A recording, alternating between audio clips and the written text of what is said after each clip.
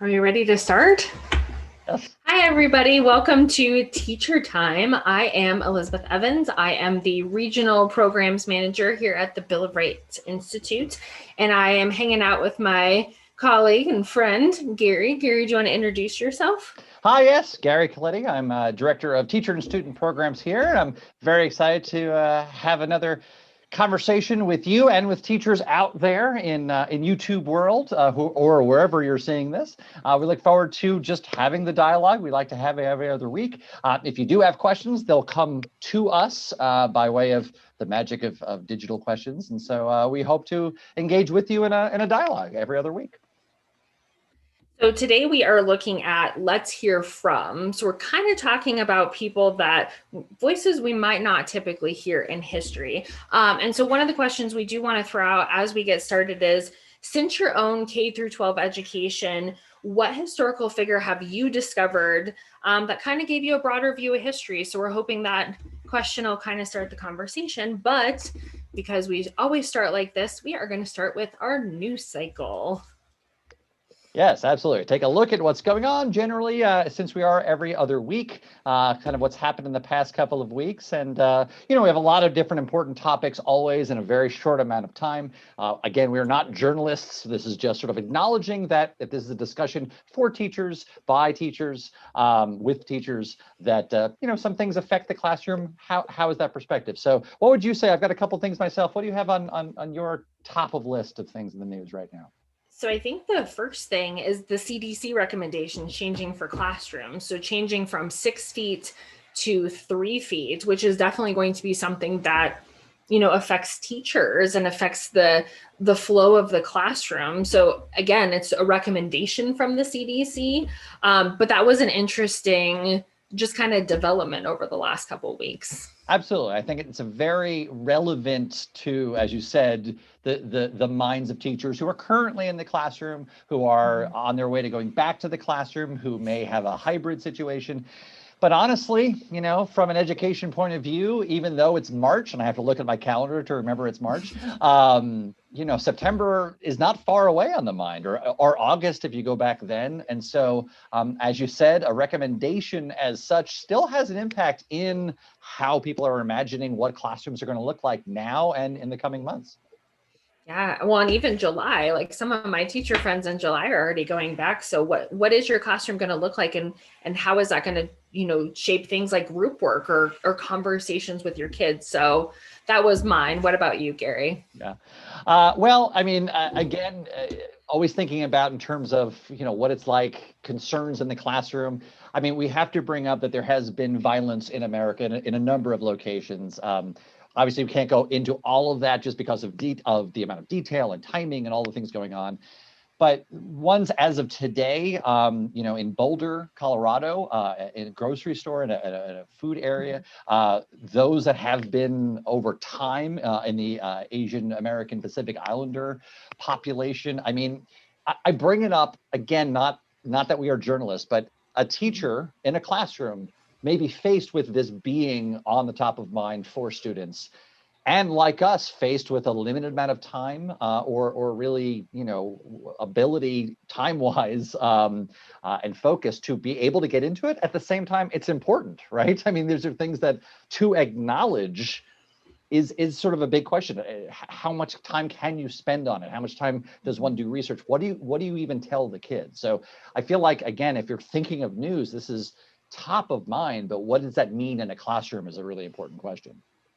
Well, and I think it depends on your classroom because, I taught AP government and politics. And I think the first thing that I would look at is, so how does this set wheels in motion? Like what interest groups do we start to see? And, as a history teacher too, talking about the history of violence against groups, especially Asian American and Pacific Islander. So it is a hard thing to be a teacher when stuff like this happens because you are so limited with your time, but you still want to do justice, and if kids have questions you want to be able to answer them kind of to the best of your ability.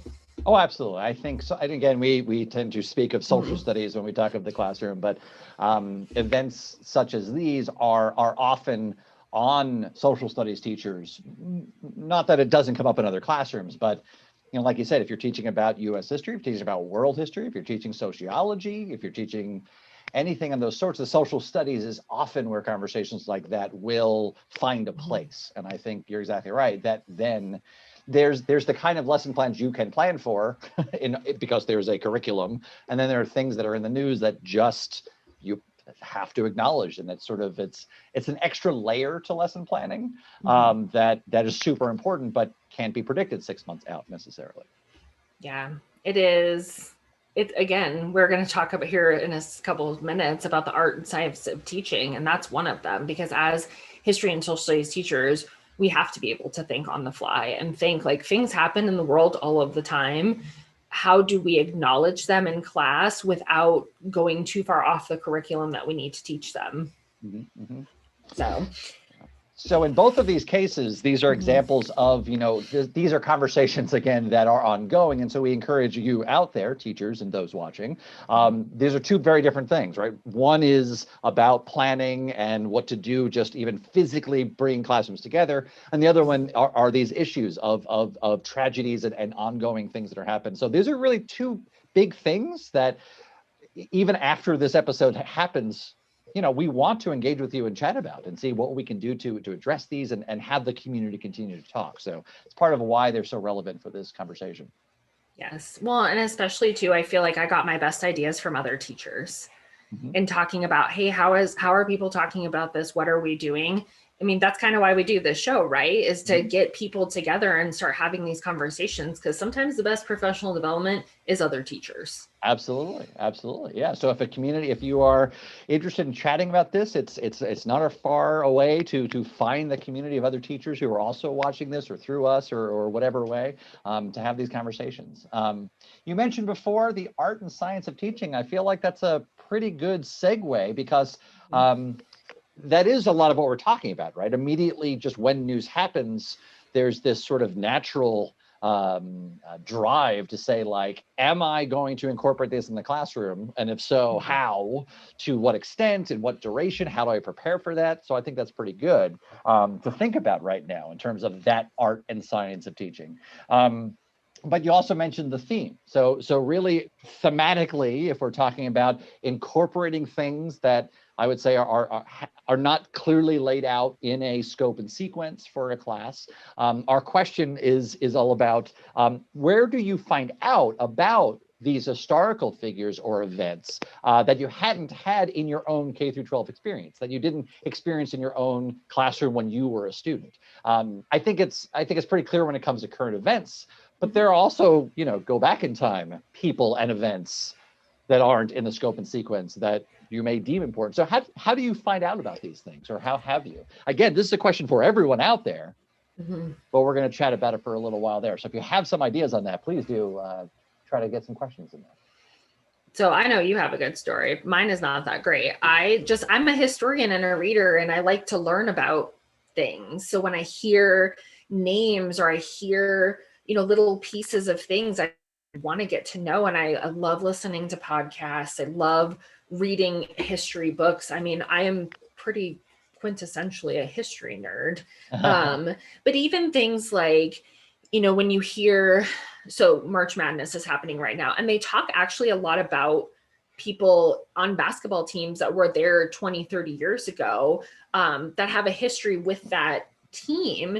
And I'm the first person to look them up and see, like, well, this is kind of interesting. I just want to know a little bit more about it. But I mean, I want you to tell your story, because I just learned about it too. Yeah, no. I mean, first of all, it's not a competition in any way. And no, I mean, second of all, I mean, to unpack that a little bit, and again, I would love to hear from out there if you have some suggestions of people or events that you just discovered you love teaching about. We'll receive some of that through the magic of digital questions. But I don't think it's a competition. I mean, even when you say books, like, how do you find those books that you like and everything like that? I mean, that's a skill in itself.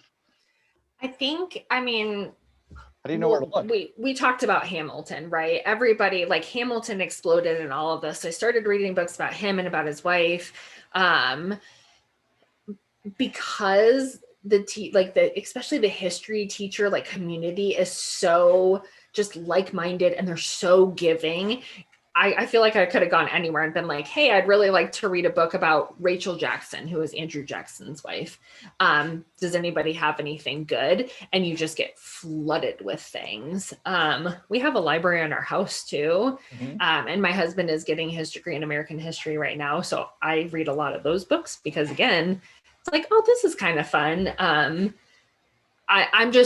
I think by nature, a researcher and a learner. And so I will constantly just be looking for things because I want to learn more about, like this month, Women's History Month. I have a calendar next to me that tells me, this day in women's history, and today's is about a Supreme Court case. So I'm going to be honest, after this, I'm going to be researching the Supreme Court case because I'd never heard about it before. Yeah. And it's out there. And I think you're right. I think that's the, we use the word nerd a lot, but we do like to nerd out about history things. And one of them to me is always the web of history is really interesting because if you read a book, then that book probably has some references to a handful of other books. And then you're just following and pulling these threads along of this webbing that there's almost no end to it versus something that just kind of came out of there's no history book that just comes out of the blue.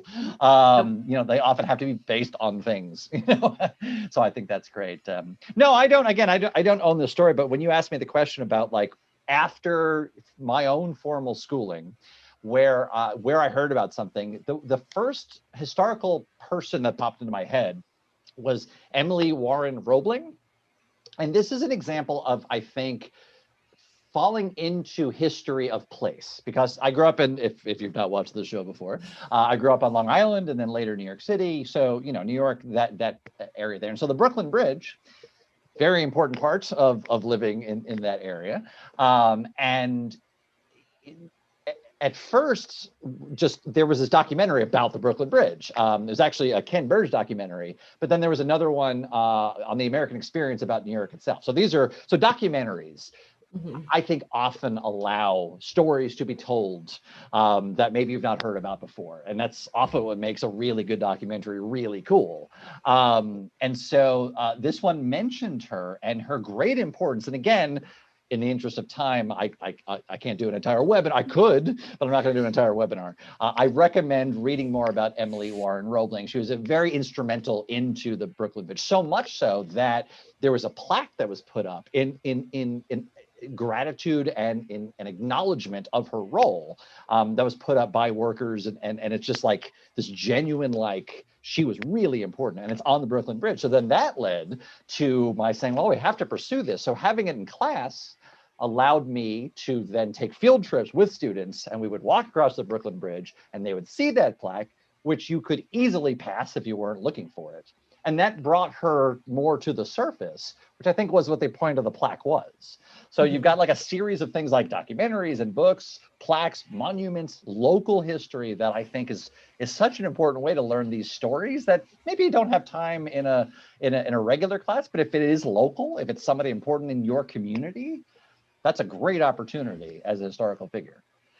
Well, and when you had said that before, I immediately Googled her name, and on my screen, when we're done with this, I want to read it because, again, just hearing you talk about that story, like, you're so excited that it's like, I want to learn about this. This is cool because I'm on the West Coast. So that maybe wouldn't, hit my radar unless you had said something, because we just live in different regions of the United States where kind of things are a little bit, it's just different. And that's cool. I love that. Yeah, I love that. And Jeffrey, thanks so much, by the way, I see coming through to us. Jeffrey says, watching for revisionist history is good because you get a longer view in hindsight. You have to analyze what is their perspective and evidence. New York Times Book Review is a great source. So a lot of great ideas there, Jeffrey. Thank you, Jeffrey. The idea that you do have, history is not a static thing. To the study of it, at least, isn't. And so, having new people are writing books and doing research and having new perspectives. And I think, on top of loving a thing that exists, that thing can be looked at in lots of different ways. And I think, Jeffrey, you're exactly right. And without fail, there are books coming out, the book reviews, kind of can be very inspiring to just chalk it on that list there. That's a great idea. So speaking of historical figures then, and thank you for for sharing that, we would love to hear from you out there about historical figures. We're going to keep with this kind of line, since the idea is, people or events you may not have heard about. And so it's time for another element that we like to have in our discussion. It goes very fast, called history hors d'oeuvres. These are just bite-sized, tiny little things in history that are delicious morsels of history. And our theme of this one is about the historical figures, right? And so just straight question, what historical figure that you did not experience in your K through 12 really fires you up and think is really important, and you got really into talking about them, or really enjoyed learning about them? I'm gonna say you go first, because I'm posing the question. What historical figure since your K through 12 education that you discovered that you think gives a broader view of history?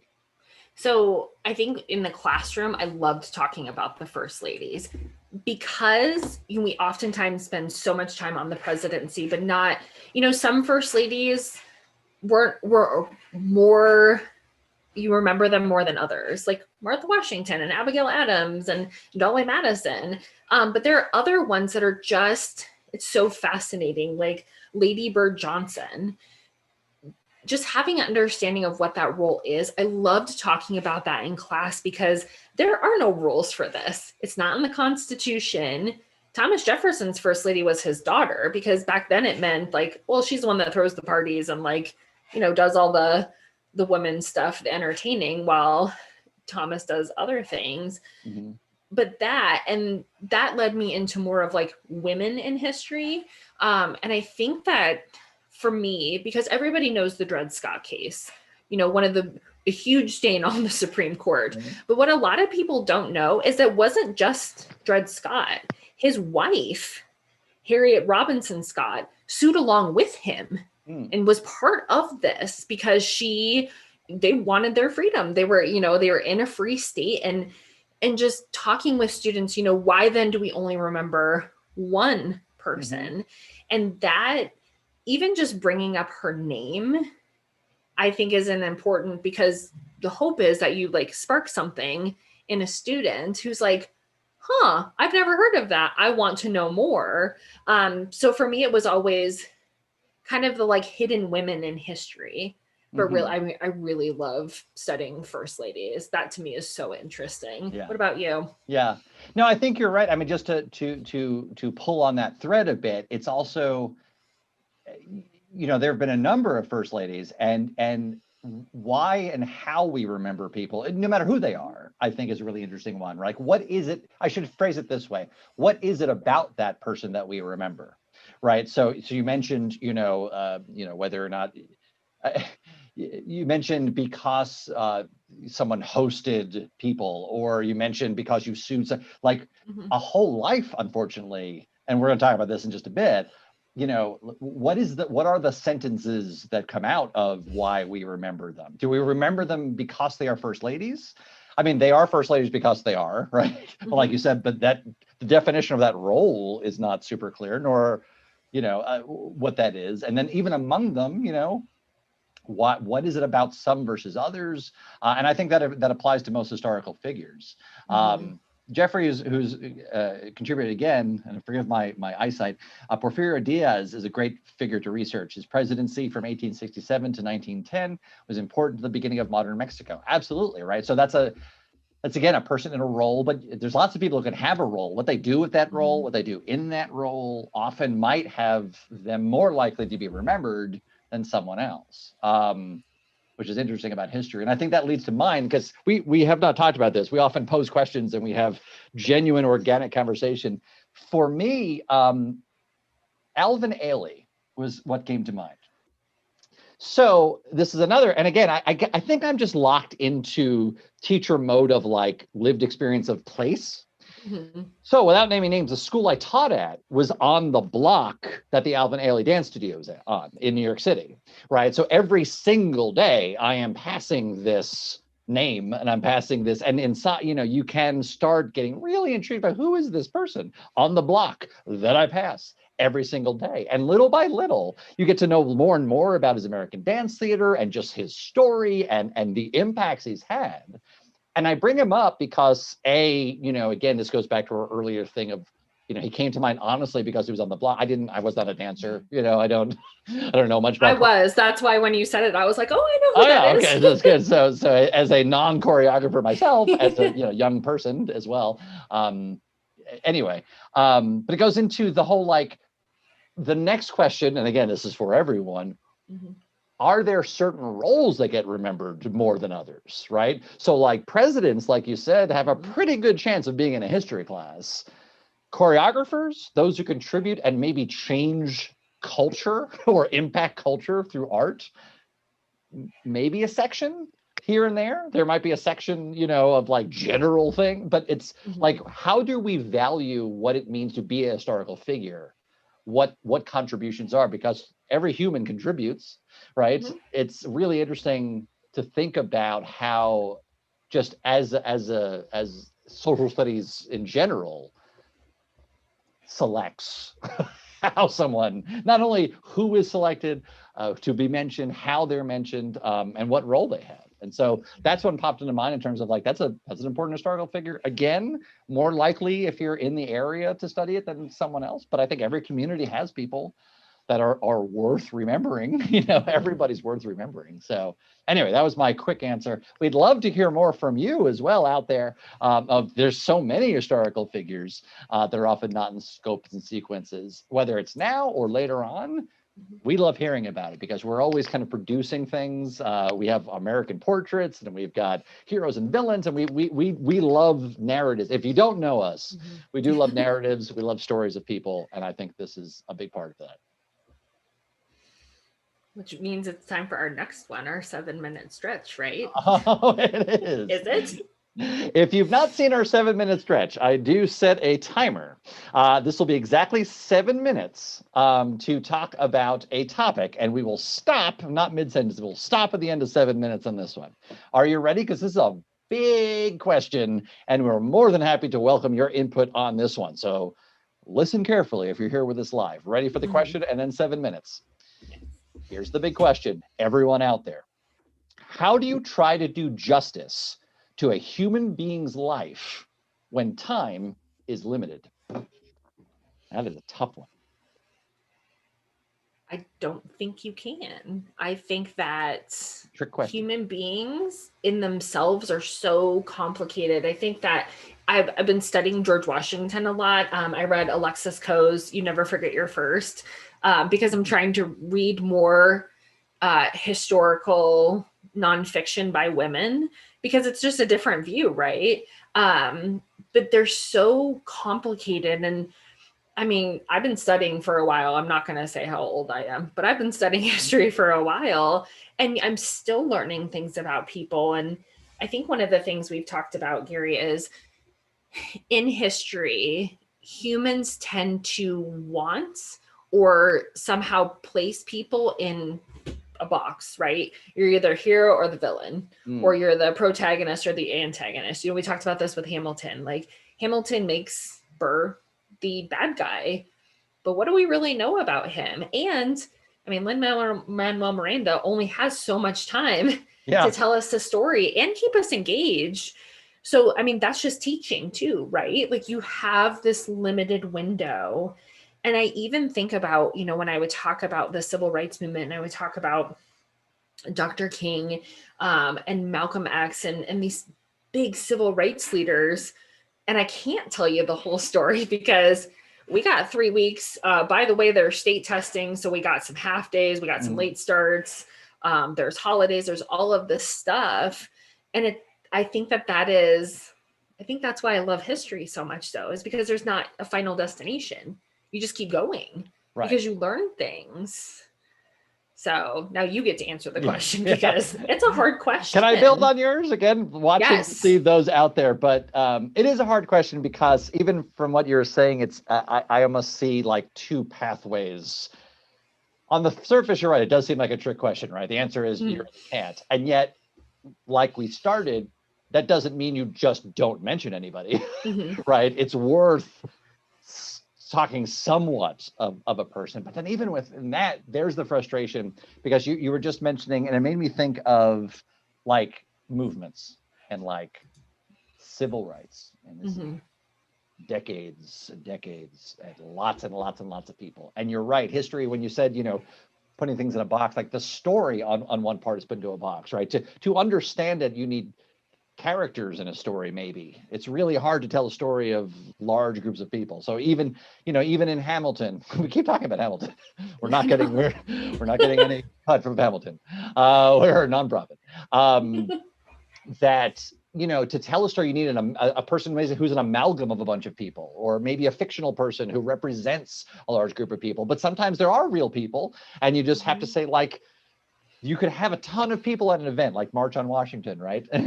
But then there are lots of people, lots of speakers, lots of things going on, but to tell the story, you need some. But then there's the other aspect that I wanted to mention, which is even within a person, there's so much to them.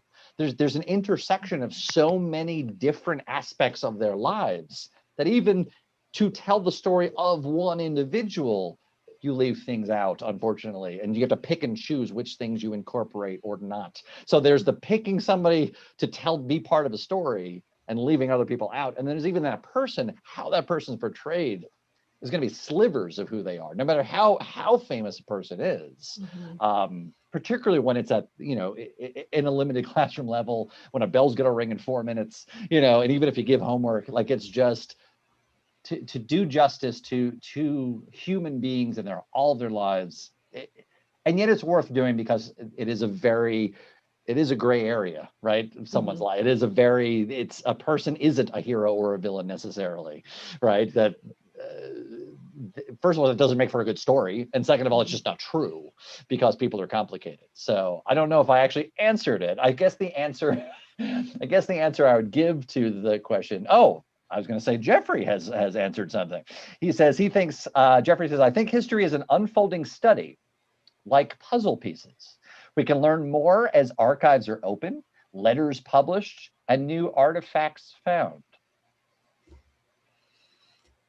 Well, and having an understanding that nobody makes history by themselves. You brought up the March on Washington. Like, that was a lot of different people that were architects or transportation. There was so much to that it is, a bigger thing. And Christina just said you have to leave breadcrumbs to other stories because you cannot share all the things. I love that. Oh, that's breadcrumbs is a great way to, like, yes, here are all these little things that you can research and study.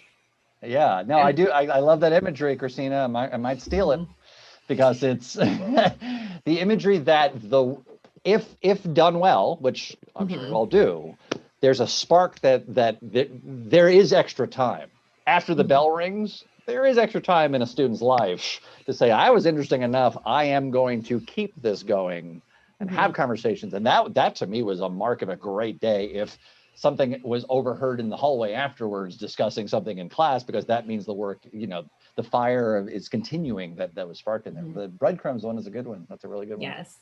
Well, and I always remember students asking me, like, well, who's your favorite president? And it's like, I don't have one. Right now, here's the one I'm studying the most, but it's hard to put people in boxes of good or bad because, man, I mean, everybody's life, but especially if you're talking about, somebody who's leading a country, whether it's Mexico, the United States, there's so much to dig in. And even our view can be different because everybody's a different person. So you might look at one thing more than another, where it's so complicated and difficult, but so fun. And again, I love the breadcrumbs. Yeah, that's great. Leave them for you. Yeah, exactly. And the unfolding study, like I said, you can expect more books are being written and will be written. And so that there's the inspiration that it will continue and you have new perspectives on things. And so there's a nice trust, and that's sort of the delight in history. So even after this episode airs, if you have book recommendations or unfolding history or more puzzle pieces or breadcrumbs, we do love to hear from you in that one, because you can always reach out to us, whether or not it's now or through our mail. Now, of course, it's very digital mail. I mean, you can mail us something if you'd like, although it's been a while since I've received a piece of mail here at BRI, but you can send us stuff. We are people.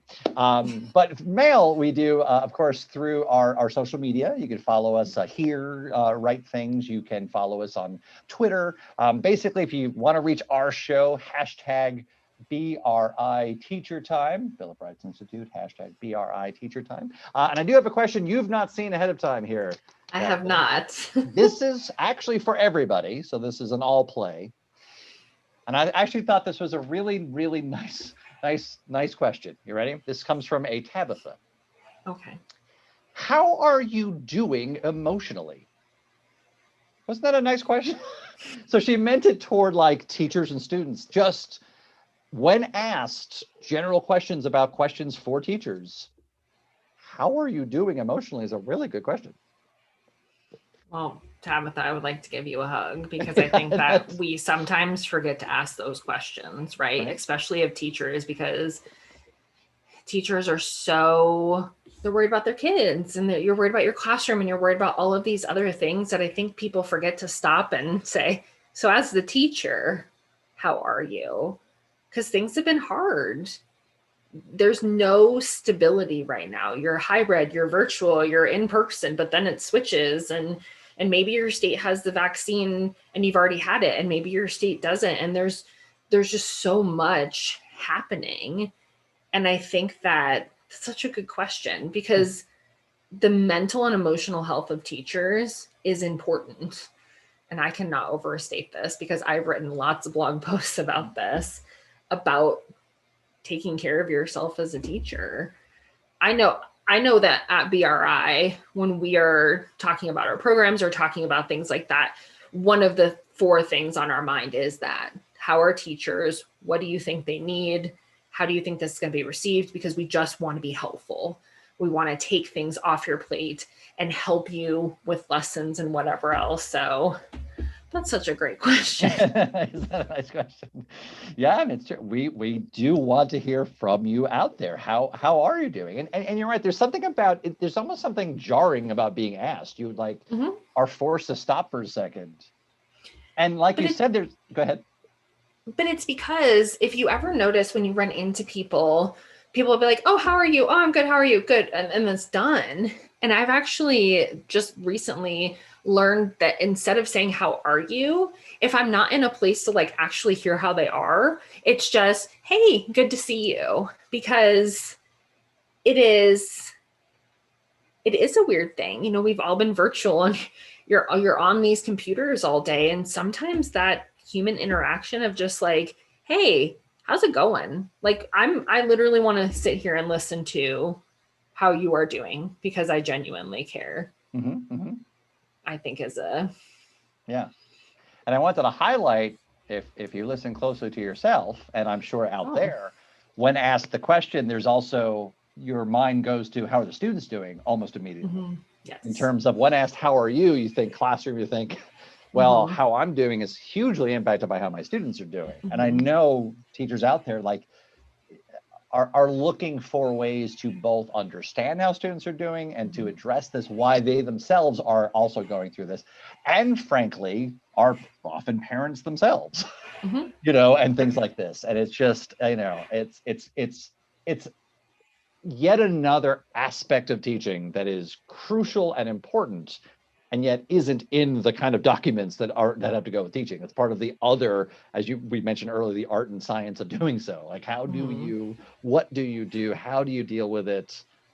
And it's a question that is worth doing, because, you know, I have it on the mind from our theme, but, you know, the teachers teaching class are complex people who have a lot going on, that can't be captured just by the role that they have in the classroom. Yeah. And teachers, I mean, honestly, this is coming from a former teacher and a former department chair who very much wanted to make sure that people are okay. We hope you're taking care of yourself. And if you need help, you're asking for it, because asking for help is magical, especially as a teacher. I mean, that's why we do these, right, Gary, is because we want to pose these questions and just get all this feedback from teachers, because the best PD, I mean, I've been to some really amazing PDs, obviously with Bill of Rights Institute, why I work here now, but the best PD I've had is from other teachers and just, and listening and talking about things like, hey, this is going on in the world. I don't know how to talk about it in my classroom and I'm scared. Or I have to do hybrid and I don't know how to do this. I just need help.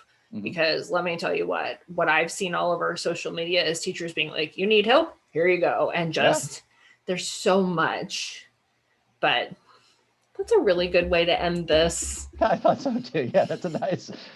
Tabitha, you are wonderful. And we really appreciate that question. Yes. So again, ending just this episode, we're not vanishing. We are just available in lots of different ways. And so, yes, I think that was a really nice way to end this particular episode, but we're always at your disposal if you want to reach out to us, and you have each other as well. We want that community out there. So we did want to say thank you so much for tuning in. If you did like this video, be sure to subscribe. That way you can see this and lots of other shows that we have. You can come back April 6th for another teacher time with us. That one is going to be a slightly different topic. That one is reading, writing, and discourse. The central question is basically, look, nothing against arithmetic, but let's talk about the basics of what social studies classrooms are. Again, lots of great shows out there about non-social studies classes, but kind of what we do. So what is the essence of studying social studies specifically? That's the conversation we want to have. It's going to be 2 weeks from now. So in those 2 weeks, we hope to have some questions or ideas, floating around about that. We do put on new episodes for this show every other Tuesday throughout the rest of the season, throughout the rest of spring. Our BRI YouTube channel does release other new videos twice a week on all things U.S. history, close reads of primary sources, interviews with scholars from across the country, homework help videos, which are really great for students directly.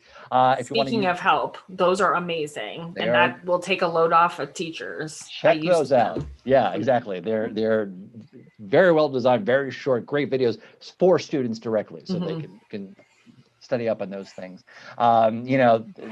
There's also AP prep class, webinars, if you want to see more of those, whether or not you're teaching AP US history, AP government, the skills, the content, so much. Those are great live events for students, and those are actually very student focused as well. But if you have students, you can do that. Make sure to check us out on Facebook and Twitter and Instagram.